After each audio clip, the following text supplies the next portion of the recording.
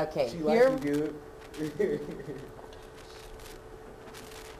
here we're looking for the formula in patterns. So you're going to look for the pattern. If the pattern is decreasing by consecutive odd numbers, you're going to multiply its term by its opposite. And you may have to add or subtract to obtain the correct sequence number. So let's look at the table. You've got 4 and 1 is our sequence. And then you've got 1 and a negative 4. You know what? Okay. So we're finding the formula. We're going to check our sequence. It is decreasing by consecutive odd numbers. Okay. And you can see that. You got a -3. Then we got a -5 and a -7. So whenever we're doing our formula, we know we're going to take our term and multiply by its, what, Anthony? Opposite. Opposite, which would be, if you have a positive, you're going to multiply by a negative. Right. Okay, so we're going to prove that that formula works. So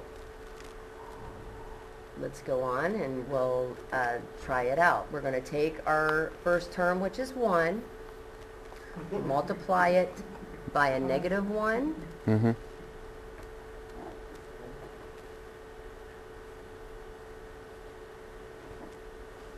And a positive and a negative is going to give us a negative. So we're going to have a -1. Right. But we don't want a -1. We want a 4.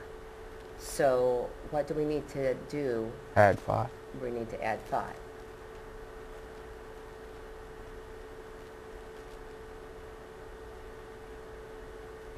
Okay, and that's going to give us 4, and that's what we're looking for. Now we're going to make sure that it works again. So we're going to take the second term, multiply it by its opposite, which is what, Anthony? -2. And a -2. And a positive and a negative gives us a? Negative. So we got a -4. And we want a 1, so we have to add 5. 5, yeah. And that will give us our second sequence, which is a 1. Okay, so let's go to the next slide, and you'll see your formula. Since it is decreasing by consecutive odd numbers, we're taking the term, multiplying it by its opposite, and adding 5.